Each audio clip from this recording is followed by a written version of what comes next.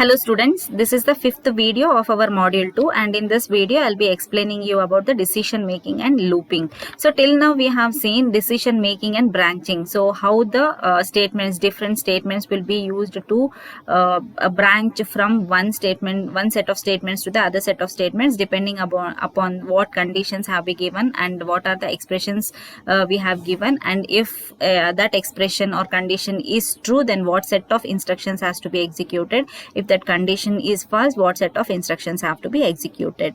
Now moving on to decision making and looping. Looping means we are going to execute the set of instructions n number of times. That n depends upon the condition which is given in that loop. So here we have the syllabus which we have to study in this topic is introduction about decision making and looping, the while statement, the do statement, the for statement, jumps in loops, and concise test expressions. So next, introduction. Coming to the introduction part, a loop executes a sequence of statements many times until the stated condition becomes false. A loop consists of two parts, a body of a loop and a control statement. The control statement is a combination of some conditions that direct the body of the loop to execute until the specified condition becomes false. The purpose of the loop is to repeat the same code a number of times. That is, that number it will be specified in the condition given. So what are the different types of loops? Depending upon the position of a control statement in a program, looping in C is classified into two types.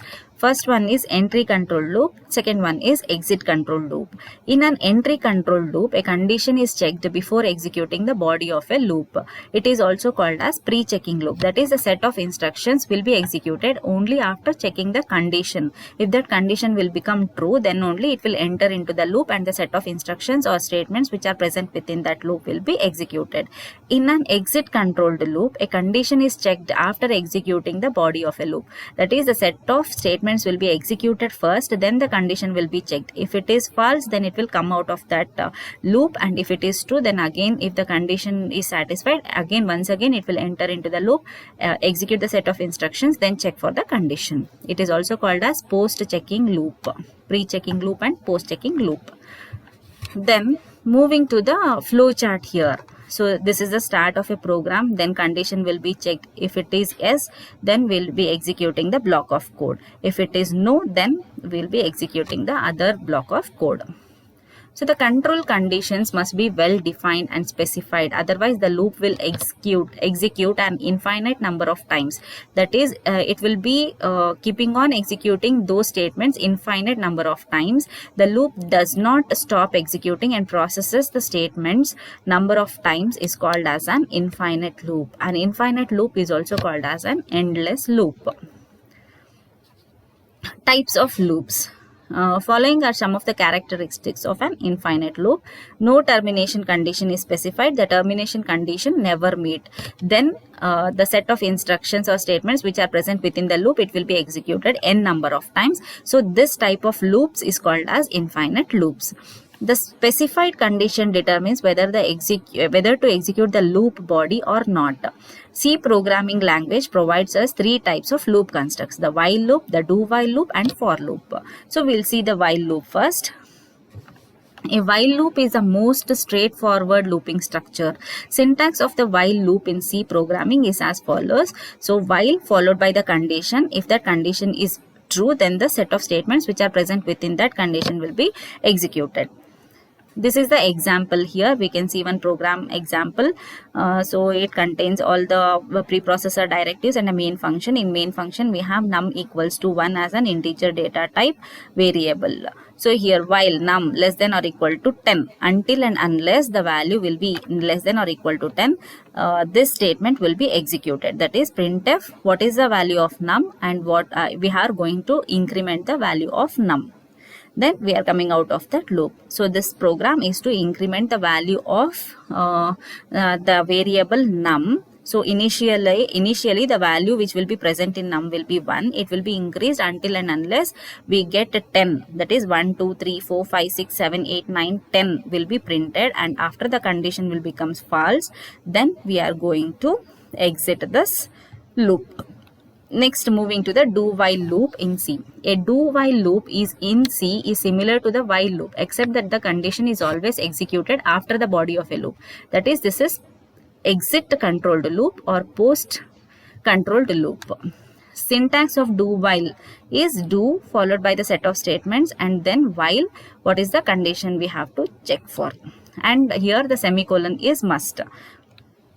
So this is the same program here, but the condition is given at the end of the program. So you can see here do and set of instructions will be given, and later we will be giving the condition. Once the condition is false, it will come out of this loop and it will be executing the next set of instructions. Next is a for loop. A for loop is a most efficient loop structure in C programming. Other than while and do while, we have a for loop. So this is more efficient, and the general structure of this loop is having the following syntax. For, first we are going to give initial value within the parenthesis, then condition, then incrementation or decrementation operator, followed by the set of statements which should be executed if this condition will become true. So the initial value of the for loop is performed only once. The condition is a Boolean expression that tests and compares the counter to a fixed value after each iteration, stopping the for loop when false is returned. The incrementation or decrementation increases or decreases the counter by the set value. So here we have an example for this. Following program illustrates the for loop in a C programming example. So we have for, this is the main program, for number equals to 1, num less than or equal to 10, num plus plus, until and unless this condition num less than or equal to 10 is met, we will be within this loop. That is, we are going on printing the values from 1 to 10 until and unless this condition becomes false. Once this condition becomes false, it will be coming out of the loop. So this is about the for loop. In C, the for loop can have multiple expressions separated by commas in each part. For example, x will be equal to 0, y value equal to num, x less than y, I plus plus, y minus minus. So here increment and decrement operator can be used twice. That is, multiple expressions can be used. So this is the syntax for it. We have the statements, and we can skip the initial value expression, condition or increment by adding a semicolon. So this is the example here. Int I equals to 0, int max equals to 10. For here the initial expression is being, it is not given. So we can omit it also. I less than max, I plus plus, percentage d slash n I. It will be printing the value of I each time until and unless this condition is met. Max value will be defined as 10. So until and unless it reaches 10, so it will be present within the loop and it will be printing the value of I here. So this is about the different decision making statements, that is while, do while and for loops.